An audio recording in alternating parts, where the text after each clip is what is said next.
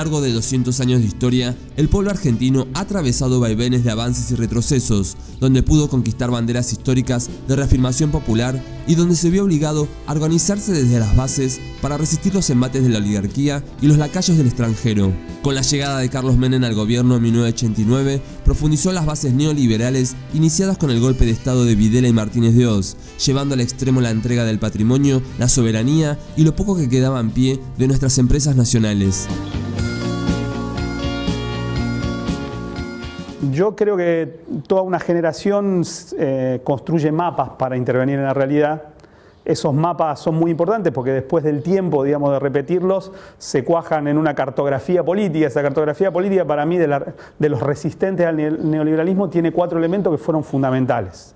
Tiene que ver que veníamos de un momento muy duro donde el imaginario de futuro estaba muy conmovido, muy mellado, lo veíamos muy difícil de plasmar en la realidad, pensamiento único, la caída, digamos, ¿no?, de las sociedades contrahegemónicas. Parecía que la posibilidad de construir una sociedad distinta estaba muy lejos de nuestras posibilidades. Yo venía de una familia politizada en un contexto donde la política era fea, mala y sucia, digamos, ¿no? Nosotros estábamos politizados, pero ideológicamente. Los 90 es la victoria más grande de la dictadura militar. ¿Por qué digo esto? Porque ellos nos pueden desaparecer 30.000 compañeros, nos pueden ganar la batalla, digamos, militar, si se quiere, digamos, ¿no? La resistencia armada del pueblo no logró vencer a la dictadura militar. Y eso es parte de las reglas del juego, digamos. El pueblo, la militancia, sabe que eso puede pasar. De hecho, ellos tienen el ejército y todo el poder del Estado, digamos. Era previsible que eso pasara. Pero la derrota más fuerte fue la de los 90 porque fue la derrota cultural. Digamos, fue la que empezó a borronear los límites de qué era estar de un lado y qué era estar del otro. En los 50, en los 70, ser peronista era estar a favor del Estado, de las empresas del Estado, de las vacaciones, del aguinaldo, de los derechos del pueblo, de los trabajadores. En los 90, ser peronista podía significar eso y también podía significar vender las empresas del Estado, las relaciones carnales con los yanquis, entregar el patrimonio digamos, público y echar trabajadores, digamos, ¿no? Me parece que ese escenario que montó Menem, digamos, y que no es único, no es solo en Argentina, digamos, todos los movimientos nacionales y populares de América Latina fueron utilizados, si se quiere, por las oligarquías locales para llevar adelante las reformas liberales. El segundo elemento es que si en la experiencia virtuosa del peronismo de los años felices, la política y el Estado habían sido las herramientas privilegiadas junto a la participación popular de construir un país donde entrábamos todos, digamos, ¿no? En la década de los 90 significó un mazazo muy profundo a esas 3 herramientas, fundamentalmente porque el Estado pasó a ser un enemigo o un adversario del movimiento popular.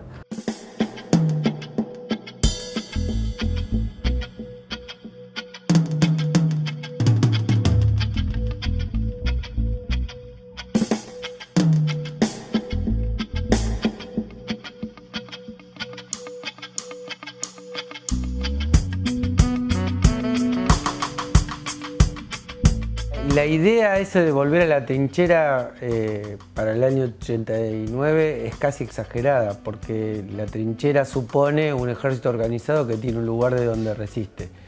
Quizás más gráfica que la imagen de la trinchera era un ejército en dispersión después de una derrota, buscando un lugar donde refugiarse y después transformar a ese pequeño lugar de refugio, sí, en una trinchera o en un lugar de donde uno, como podía y con quien podía, trataba de resistir al enemigo en una política que tenía, mirada desde la perspectiva de hoy, mucho de testimonial, mucho de decir, como decía Cacho el Cadre, no todo se vende, no todo se compra, y mientras alguien creía en eso, daba un testimonio de que existía la posibilidad de otra política, digamos, pero realmente fue un desbande. Si nosotros podemos decir que a la izquierda más tradicional se le cayó el muro de Berlín en la cabeza, nosotros la tradición del menemismo también nos dejó con un nivel de impacto de aquellos que reivindicamos el peronismo revolucionario tremendo. Y nos costó mucho tiempo reconstruirnos, ¿no? nosotros pintábamos en las paredes de mediados de los 90, gane quien gane, pierde el pueblo, digamos, ¿no? Parecía que la política ya no era una herramienta de transformación. Eso generó algo muy profundo en aquellas décadas y que todavía estamos pagando, que fue la diferenciación entre lo reivindicativo y lo social y lo político. Lo político parecía que no era la herramienta. Venía el peronismo, metía el modelo neoliberal, venía la centroizquierda, metía el modelo neoliberal, venía el radicalismo. No, parecía que no importaba la identidad política que gestionara el Estado, eran gerentes de un modelo único que parecía que no se podía conmover. Entonces la política, para una parte de esa generación, si bien reivindicábamos la política, en la realidad no la podíamos utilizar como herramienta de transformación social. Y muchos, digamos, derivaron sus ansias de participación, que nunca claudicaron, hacia lo social o lo reivindicativo. Pero ahí hay una zanja que se abrió entre lo social y lo político que todavía la sociedad argentina está pagando.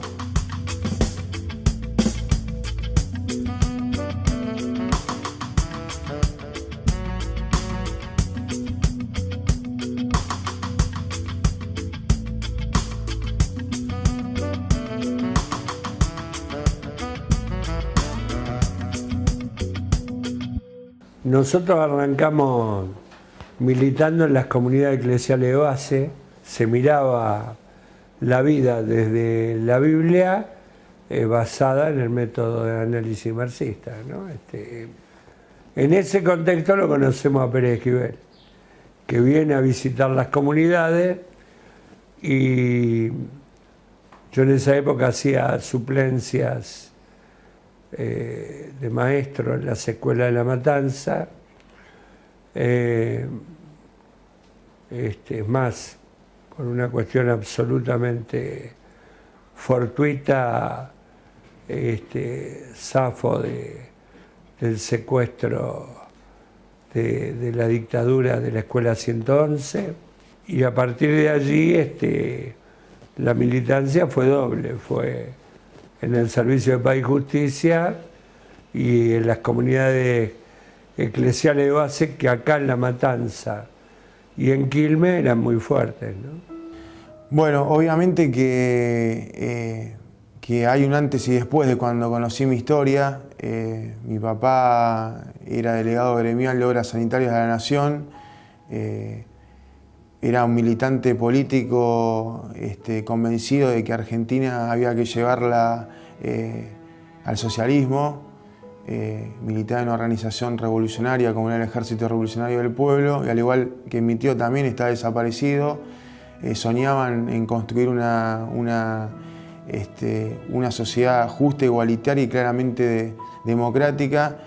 Y bueno, la desaparición de mi papá me significó un montón de cosas. Primero, porque sufrí secuelas importantes que me marcaron mucho. De hecho, cuando vienen a secuestrar a mi papá, yo tenía 11 meses de edad. Era un grupo de tarea formado por miembros del Ejército Argentino y policías federales. Lo que sí, tiempo después pude averiguar que ahora también estoy en un proceso de reconstrucción de cómo fue el secuestro con los compañeros del grupo de antropología forense. Hay una fuerte intuición de que lo llevaron a Coordinación Federal, y ahí le pudieron haber dado un traslado a la ex ESMA, a Soldati, o que la hayan llevado a Campo de Mayo. Porque en esa época, que va de junio del 76 a octubre del 76, se produce una acción de la organización Montoneros, en colaboración con parte logística del ERP, donde hacen un atentado en Coordinación Federal y mueren casi como 30 policías, y en represalia a eso los milicos hicieron una represión masiva, pues se llevaron 250 compañeros de zona norte de provincia y lo que es la zona norte capital. La realidad que en los 90 el peronismo y a la política en general se la veía con mucha distancia, con mucha apatía. Esta fue una de las consecuencias del neoliberalismo. Y mi militancia se relacionaba más con eso, particularmente con la lucha de las abuelas de Plaza de Mayo. Yo vivía en Mar del Plata en ese momento. Ahí tenía más mi inclinación, más mi apuesta, que estaba muy vinculado directamente a la particularidad de mi historia. hijo desaparecido, nieto recuperado por abuelas, que también hay que marcar ahí el paralelo, si se quiere, en relación a la diferencia de contexto, en relación a los 90 y en relación a la década, a esta primera década del siglo XXI, en relación a los derechos humanos y en particular a los nietos recuperados, hay una gran diferencia. No recordemos que en los 90 estaban plenamente vigentes las leyes de la impunidad, es decir, vos te encontrabas con tu identidad y te cruzabas con un represor en la calle. Hoy te encontrás con tu identidad y están los represores presos. Es una gran diferencia, es otro país prácticamente. Y también la desinformación, la apatía, bueno, el no te metas, por algo será, eso reinaba en los 90 y marcaba también la impronta de esa etapa.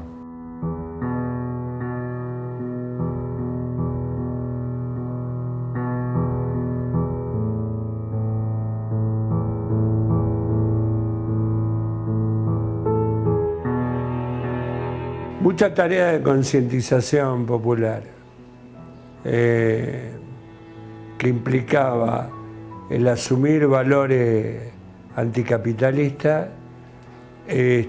por un lado y el hacer tareas de solidaridad. Creo que esta zona fue la ocupación de tierra más grande que ha tenido el conurbano en democracia, ¿no? Si uno cuenta el Tambo, el 22 de enero y el 17 de marzo, te tengo que estar hablando de unas 10.000 familias tomando tierra, ¿no? Una cosa muy impresionante, muy conmovedora. Y bueno, esto después de 30 años es nuestro lugar en el mundo, ¿no? Nosotros nos definimos en la participación a través de no poder pertenecer al mundo del trabajo. Nos definíamos como digamos, ¿no? Como desocupados. Y eso también es dramático, sobre todo en la historia de lo que significa la clase trabajadora organizada en nuestro país a la hora de articular y constituir la mayoría o el músculo y el color de las luchas populares. Nosotros nos definíamos por estar afuera de ese mundo, digamos, ¿no? Nos definíamos como desocupados y eso también fue una huella de intervención muy importante que generó novedades, ¿no? Los movimientos desocupados hay que irse hasta la década del 30 en la Argentina para que, y ni siquiera tuvieron la misma incidencia que tuvieron los movimientos ocupados en la resistencia al neoliberalismo. Entonces, el imaginario de futuro conmovido, mellado, el Estado como un adversario en enemigo, una diferencia muy grande, una distancia muy grande a la política como una herramienta de transformación y la imposibilidad de pertenecer al mundo del trabajo. Todo eso cocinado, digamos, ¿no? Te da una identidad, una cartografía de intervención en las luchas políticas o sociales que generan una huella, por lo menos así lo entendemos nosotros en nuestra generación.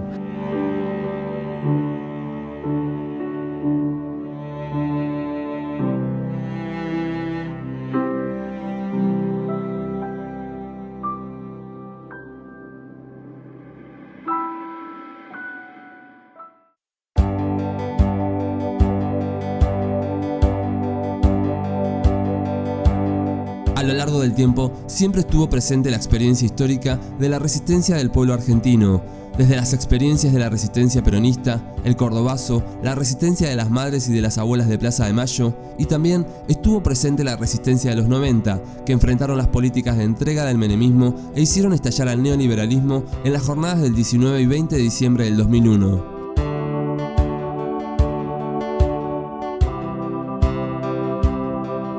La caracterización de los movimientos territoriales desocupados y de la fracción de la clase obrera que se opuso firmemente al neoliberalismo, ahí podemos conjugar dos elementos. Primero, hubo en el movimiento obrero dos actores para mi gusto protagónicos, que uno venía desde el mismo corazón del peronismo y del justicialismo y de la clase trabajadora organizada en términos de movimiento nacional, que fue el MTA, y por otro lado tenés la emergencia de una central nueva que da cuenta, digamos, ¿no? de la necesidad de rearticular actores dentro del mundo del trabajo de una perspectiva distinta que tenía que ver con los desafíos de esa época, que es la CTA, ¿no? La CTA hizo un planteo muy interesante en aquel momento, que era que la fábrica era el territorio, la fábrica era el barrio, digamos, ¿no? Que en un modelo que ya no necesitaba la centralidad de la clase trabajadora y expulsaba al 25% de la mano de obra ocupada hacia la desocupación, había que ir a buscar, digamos, ¿no? A esos trabajadores al lugar donde podían desempeñar, digamos, ¿no? Organización territorial y organización de resistencia, que eran los barrios. Pero no dejarlos de entender como clase trabajadora, sino, digamos, ¿no? De una nueva conformación de la clase trabajadora, donde teníamos una parte de la clase trabajadora que estaba dentro del mundo del trabajo y una parte que no. Era una tragedia. Había millones, se habían perdido millones de puestos de trabajo, miles y miles de fábricas. Lo que se vivía era una catástrofe social sin precedente. Y bueno, empezamos a juntarnos con grupos que teníamos una tradición antagónica, como la corriente clasista y combativa. Nosotros, con el Gordo Juan y con Freddy, siempre estuvimos de punta y bueno, nos juntó la realidad. Y estuvimos durante 6 meses yendo a los barrios y escuchando a los compañeros, haciendo asamblea, hasta que, bueno, en octubre del 2000, el 30 de octubre del 2000, llevamos adelante el primer matanzazo.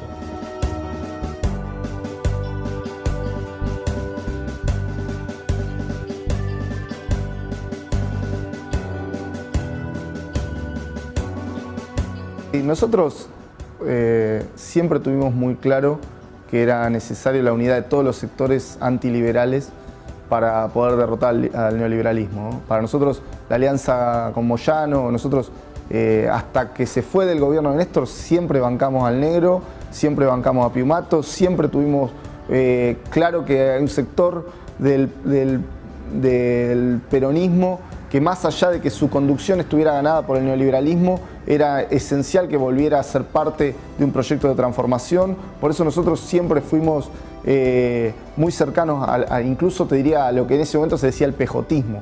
Sí, para nosotros la relación con el peronismo, además en el barrio, se vivía cotidianamente y la discusión que sí teníamos decía, ustedes están reportando a una idea distinta a la que dicen defender. Pero con los punteros que nos juntábamos todos los días y compartíamos las miserias, las pobrezas, la crisis y las catástrofes, tratábamos de construir vínculos de unidad, y mucho más con el MTA, que para nosotros representó, junto con la CTA, un eje central de la crisis del neoliberalismo. No hubiera habido 2001 sin el rol del MTA y de la CTA, sin el rol de una parte de la Iglesia, cuando se convocó a la marcha contra el Fondo Monetario Internacional en el Cabildo, cuando el MTA convocó a todos los paros desde el 95 en adelante, de la marcha federal en adelante en realidad. Por eso nosotros siempre planteamos construir espacios lo más amplios posibles y ese 2001 vimos que a partir de julio que la situación se había deteriorado tanto que en cualquier momento explotaba. El radicalismo no cumple con ninguno de los acuerdos llevados adelante en ese momento y se hace el segundo matanzazo que dura 19 días en la Ruta 3 y termina el 23 de mayo del 2001 en medio de una conmoción pero tremenda, y todo esto se hizo con mucho acuerdo con el peronismo, ¿no? Mucho acuerdo.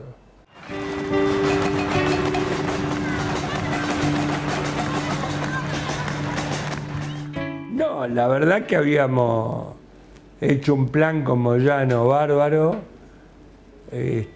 con De Genaro, con el Perro Santillán, nosotros, que era 3 semanas con 24, 48 y 72 horas de huelga general y de piquetazo general. O sea, era echarlos. Y era una salida ordenada a la crisis. Estaba toda la prensa nacional e internacional y bueno, grupos troquistas lo que hicieron fue empezar a insultar a Moyano adelante de todo.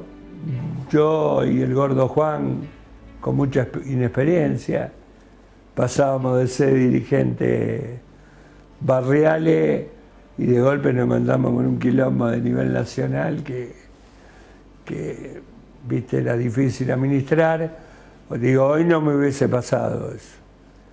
Digo, cuando vamos a votar, Moyano se enoja ante los insultos de esos estúpidos que hoy la siguen jugando de revolucionario, y bueno, nos perdemos la salida. No por la vía de la tragedia y del desmadre, como buscó la derecha, sino que era una salida a lo Bolivia, ordenada y desde los sectores populares, ¿no? Moyano, ¿no? Camioneros, o lo que era todo ese espacio, que era el MTA, el núcleo, digamos, un grupo de sindicatos muy interesante, todo viejo peronista, muy capaces ideológicamente y con mucha experiencia de pelea sindical. Eso le aportó mucho al conjunto de la pelea. La CTA, que empieza a constituirse como una central de verdad y que empieza a jugar diferente, digamos, en la disputa política y sindical. Y Castel, que era el otro actor que también movilizaba de manera, en esa época, muy mucho. Entonces, esto va incrementando el volumen de conflictividad. Ese incremento del volumen de conflictividad va provocando que aquellos que seguían con la misma lógica del menemismo, pero ya habiendo construido una esperanza, que íbamos a hacer otra cosa, qué sé yo, desde la alianza, terminaron jugando en la misma política. Tan es así que llaman al padre de la arquitectura, que es Cavallo, el tipo que había diseñado toda la deuda externa, el tipo que genera la desocupación, el tipo que genera un modelo económico, que ya votan a la de la Rúa para echar a ese proyecto político, terminan llamándolo para convalidarlo. Es una locura, y esto hace que ellos, en su empecinamiento de la Rúa, en la derecha radical y algunos sectores progresistas del peronismo que estaban ahí, termina haciendo que profundicen en la contradicción y nos van empujando cada vez más a más pelea. Y nos van engrosando las filas, porque van expulsando ya no solamente a los pobres, sino también empujan a la clase media. Yo me acuerdo un dicho de Luis en esa época, decía las patas negras y las patas blancas. Una vez que se nos juntaban las patas negras y las patas blancas, desequilibramos. Esto no fue tan así como lo decía Luis, pero de verdad pasó algo muy parecido. Entonces se engrosaron nuestras filas, la clase media golpeando los bancos, nosotros empujando, digamos, para conseguir trabajo, que ni siquiera trabajo, pedíamos subsidio y bolsones.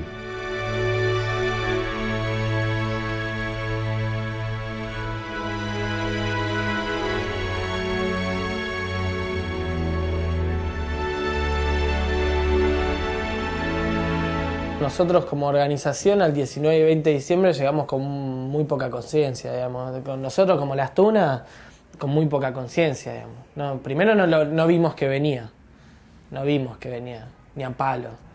Sí, activamos el gane quien gane pierde el pueblo en las elecciones, no acompañamos, ya veníamos de otras, gane quien gane pierde el pueblo.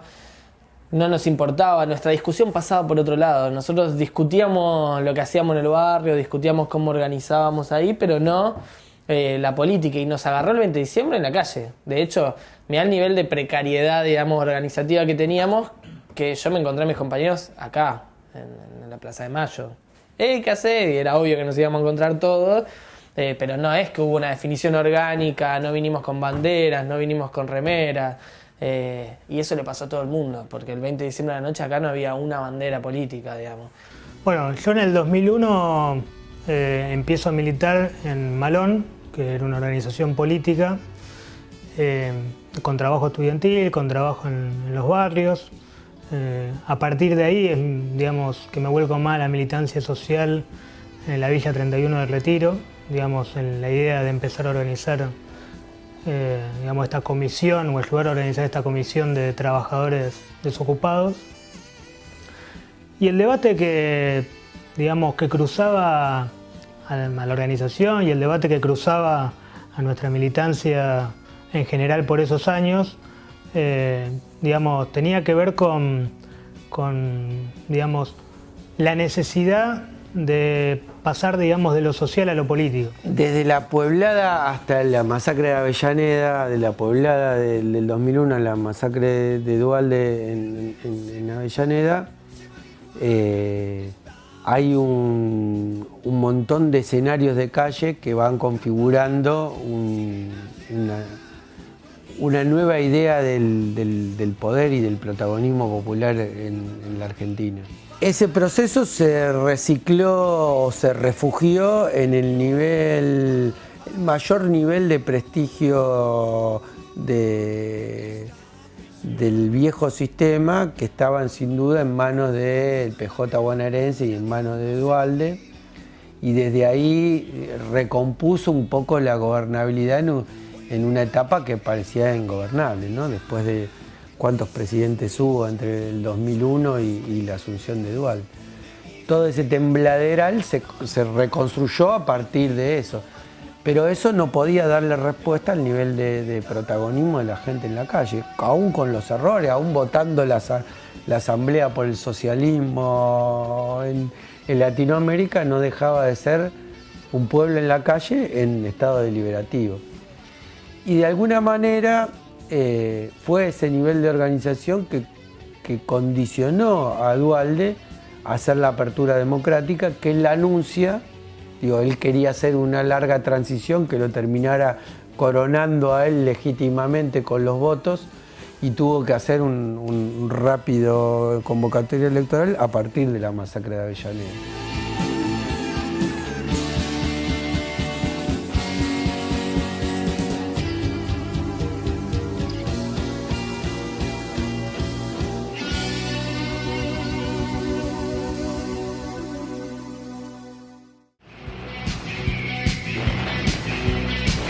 La síntesis llegó cuando el 25 de mayo del 2003 Néstor asumió la presidencia de la nación e izó las banderas de la resistencia de todas aquellas que protagonizó el pueblo argentino, y con ello llevó a la gestión a la militancia que supo resistir la dictadura cívico-militar, la alvearización del peronismo y los 90.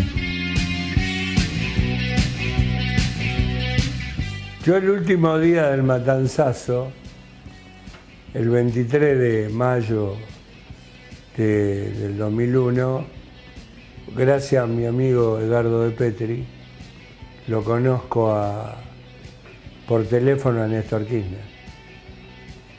Y Kirchner me dice, Luis, yo voy a ser presidente de la República, todas estas barbaridades que están viviendo ustedes las voy a cambiar todas. Y la verdad, ¿quién conocía a Kirchner el 23 de mayo del 2001? Yo dije, este tipo está en pedo. Y creacionó, a partir de ahí, los líderes de la resistencia y los gobernadores peronistas nos juntábamos. Néstor había pasado 54 oficiales superiores de la Fuerza Armada por comulgar con el consenso de Washington. Entonces yo siempre digo, ese día me hice kirchnerista. Digo, el tipo que el primer día de gobierno hace esto, ya, ese tipo viene a cambiar la historia de la Argentina.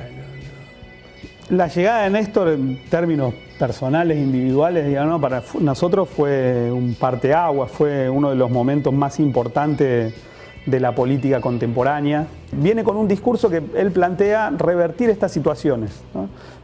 Y a nosotros nos pega en medio del plexo de nuestra experiencia militante, por dos cosas fundamentales. Primero, porque Néstor para nosotros significó la posibilidad de recrear una nueva memoria histórica para el peronismo, digamos, ¿no?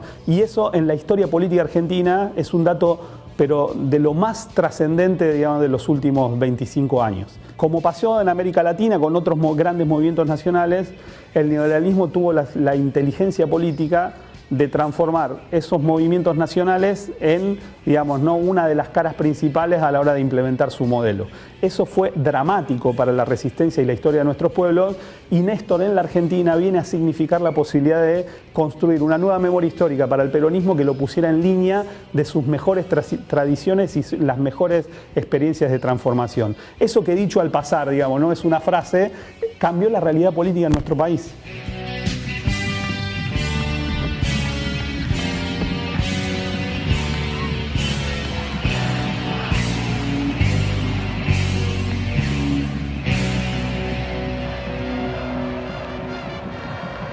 En el año 2002-2003 se da una de esas causalidades de la historia, lindas, interesantes, llamativas, que me encuentro con Alicia Kirchner, y ella sabía de mi historia, había seguido de cerca mi caso, y me entero que ella fue compañera de militancia de mi padre en La Plata, y de Néstor también, Néstor, Alicia, toda la banda aquella que venía del sur. Fueron compañeros de la JP universitaria de aquel momento en La Plata, con lo cual ahí había conocido a mi padre. Estaba pensado que Néstor llegue al gobierno en el año 2007, ese era el plan. Se adelantan los tiempos y bueno, así que Alicia necesitaba armar equipo, Néstor también. La verdad que era un equipo muy reducido el que vino del sur, muy reducido. Alicia me invita a participar de la gestión. Y empecé. Y ahí Alicia hizo un gran trabajo de refundación, iba a decir reconversión, no, refundación de la política social y su impronta en el marco de otro modelo de país, ¿no? No se explica la política social de Alicia en otro modelo que no sea el modelo nacional popular que funda Néstor también.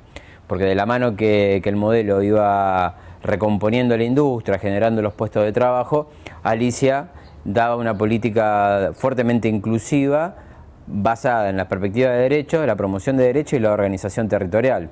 Esa es la impronta que esto, digamos, se pudo hacer por el marco del modelo que fundó Néstor, ¿no?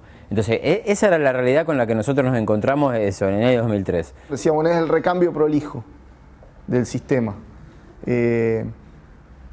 el día que asume, yo tuve la primera disociación entre la razón y el sentimiento. ¿Por qué? Porque cuando asume, hay una imagen que yo tengo muy grabada de la Plaza de Mayo casi llena, te diría hasta la mitad. Y tengo una imagen muy grabada de una bandera de Huatre, banderas de la UOM. Digo, mierda, acá pasa algo. Pasa algo que hay tantos peronistas festejando y pasa algo que hay tanto pueblo muy esperanzado. Lo dejamos transitar, vino el relevamiento de la cúpula militar, vino la cadena nacional contra la Corte Suprema. Antes habíamos tenido a Néstor y a Cristina en el programa de Mirta plantándosele a Brito, cosa que uno dice, bueno, son señales muy fuertes. Que un presidente vaya a hablarle a un banquero y decirle, vos tenés cuidado con lo que estás haciendo, fueron señales para mí casi determinantes. Digo, hay dos cosas que, primero que uno tenía bastante desconfianza, porque hay que ser claros, Néstor era parte de un partido que había aplicado el modelo neoliberal. Ahora Néstor y Cristina tuvieron claras medidas de enfrentar al menemismo en decisiones clave como fue la privatización. Néstor hace dos cosas que a mí me convencieron de por qué empecé a militar con ellos, por qué empecé a militar dentro del Frente para la Victoria. Primero, el mismo día pasa a retiro a 53 generales que estuvieron relacionados con la represión. Y después hace dos hechos políticos en la Facultad de Derecho, donde trae al compañero Fidel Castro y al compañero Hugo Chávez Frías. Primero, en la Facultad de Derecho se cimentan las relaciones de dominación de los sectores del poder. Y no me quedó ninguna duda. Y después, las acciones inmediatas que fue tomando, y sobre todo cuando él dice que no va a dejar las ideas por las que empezó a militar y todo, y yo creo que Néstor, a su modo, en este momento histórico, las aplicó y generó que vos tengas miles y miles de pibes dispuestos a dar la vida por este proyecto.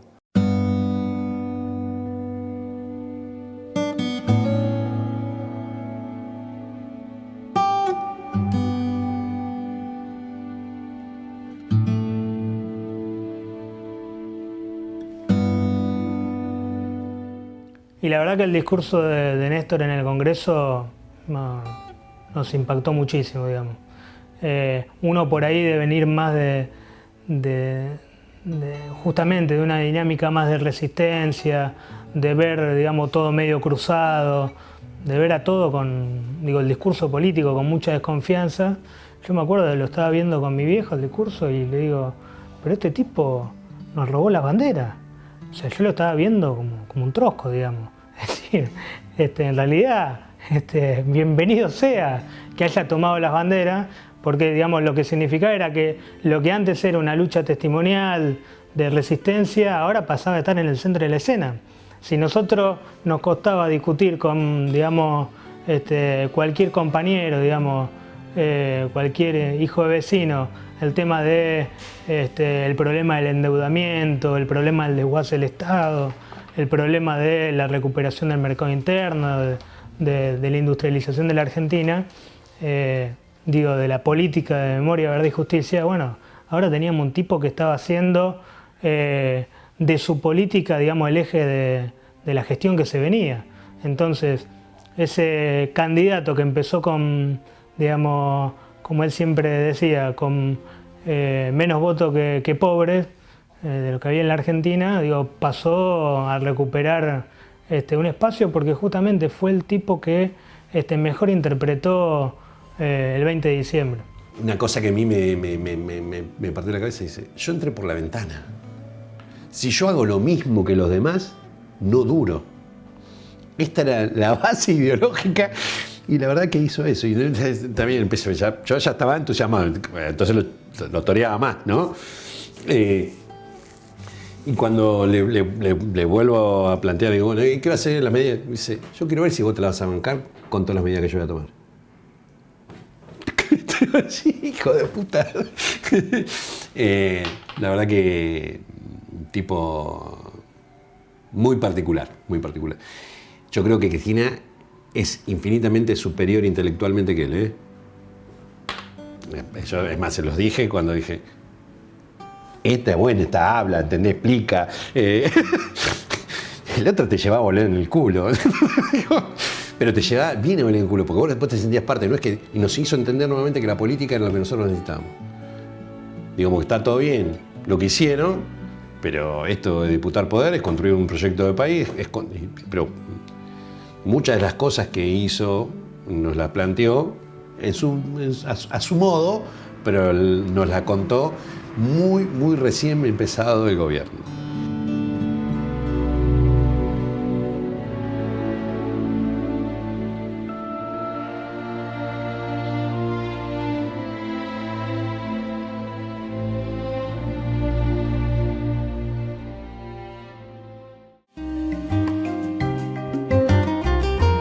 De la resistencia a la gestión, el kirchnerismo habilitó la contención de los militantes dispersos por la falta de una política orgánica y los incorporó al peronismo para potenciar al Estado como aliado del pueblo, porque donde hay una necesidad, hay un derecho.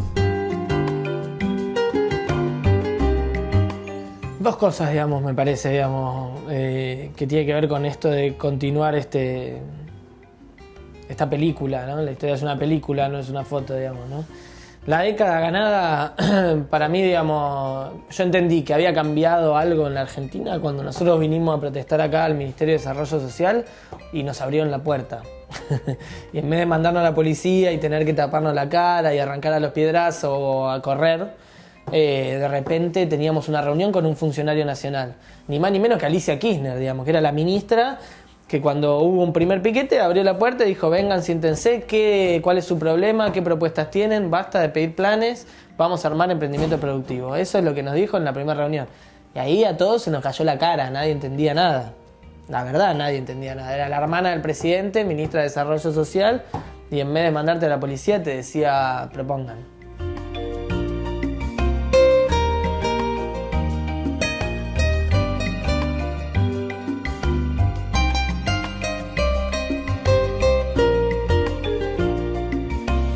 Yo lo que más celebro es lo que la oposición nos critica, que es haber borrado las barreras republicanas, de qué es pueblo y qué es gobierno, de qué es organización popular y qué es Estado. Entonces esas barreras republicanas sirven a los que evidentemente quieren un Estado débil que no pueda tener capacidad de maniobra frente a los embates, ¿no? Y son los que ahora están hablando de que viene un ajuste fiscal y que viene una devaluación, ¿sí? Y quieren que el ajuste fiscal y la devaluación la haga Scioli. ¿Para qué? Para tenerlo como a Dilma Rousseff, para que rompa con su base social. Y es el eje ALBA-Mercosur. Así que vino el Papa. ¿Y qué hizo el Papa? Fue a Ecuador, Bolivia, Paraguay, ALBA-Mercosur. Esta tensión es la que viene ahora, es una tensión geopolítica que nos excede a nosotros, pero que nos condiciona absolutamente, ¿sí? Los miles de militantes, decenas de miles de militantes que hace 20 años estábamos cortando rutas y tirando piedras, y que hoy estamos en la gestión y que hoy tenemos niveles de responsabilidad política. Es decir, ahí para mí está el desenlace de esto. Si nosotros, los 20.000, 25.000, 30.000 militantes que empezamos a militar contra Menem y que hoy estamos militando con Cristina, podemos transformarnos en la dirigencia política, social y cultural que le dé continuidad a esto o no. Sí, creo que la historia la tenemos, la formación la tenemos, hay que ver si estamos a la altura de la circunstancia como generación. Así como los ministros, un montón de nosotros pasamos a ser actores políticos con Cristina empoderándonos. No creo que sea generosidad, creo que es capacidad, ¿eh? En interpretación, análisis de la realidad, dice este expresa esto, entonces nos fue poniendo a todos en un lugar.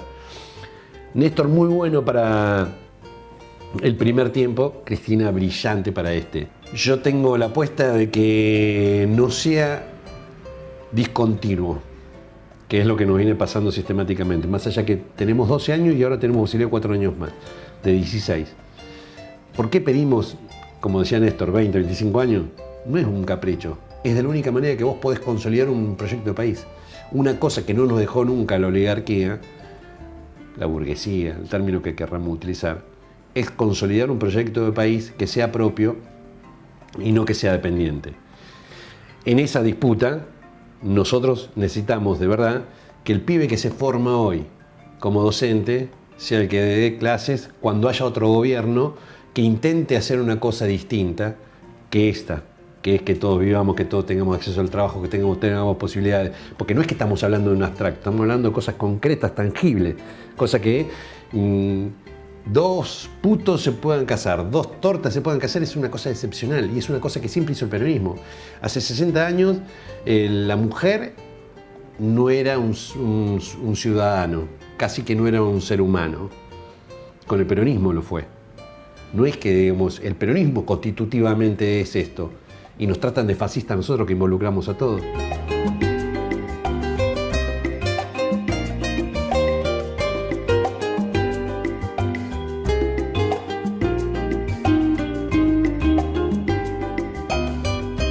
Siempre se dijo que nosotros dividimos a la sociedad. Me pongo como Frente para la Victoria, como el kirchnerismo, y no es así. Nosotros justamente hemos unido a través de una fuerte política de integración social, de haber enjuiciado y llevado a la cárcel a los genocidas de este país, y no era imposible. Nos pedían la reconciliación, pero no puede haber reconciliación si no hay justicia. Ninguna sociedad del mundo se supera, se desarrolla cuando hay deudas con el pasado tan grandes y tan dolorosas. Nosotros hemos abonado a la unidad. Hoy la política circula por todos los espacios. Creemos que el desafío es seguir construyendo nuevas representaciones y más representación, de la mejor manera de ayudar a la democracia. También, volviendo a lo de la 125, lo positivo fue que esa discusión se dio en el marco de las instituciones, ¿no de manera violenta, y este es otro logro también de la política de derechos humanos, porque la política de derechos humanos, más allá de la cárcel, lo que logra es que cada vez que se dé una... A ver, lo que provoca la política de derechos humanos es que el gobierno nunca más se tome por la fuerza ni la violencia. Que justamente eso no pasaba durante el siglo XX, que hubo interrupciones de los procesos democráticos, justamente militares que interrumpían los procesos democráticos y quedaban impunes.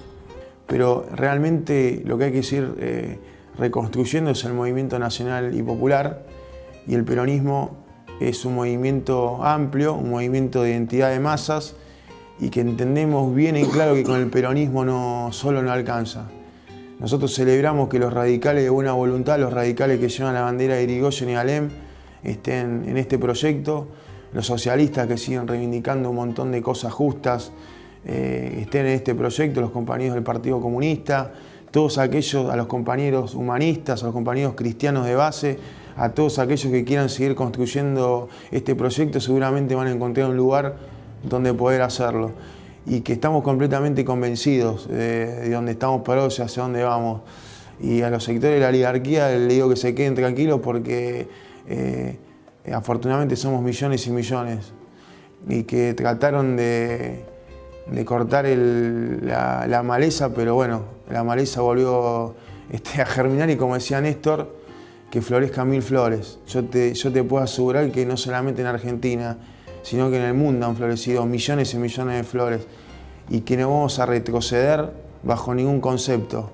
Y si hay que ir a bancar este proyecto en la calle, como fue en la 125, vamos a estar ahí con muchos compañeros que estuvimos donde tuvimos que estar en la 125, porque te puedo asegurar que esa noche éramos un grupo de convencidos y del otro lado venían los hijos de la oligarquía.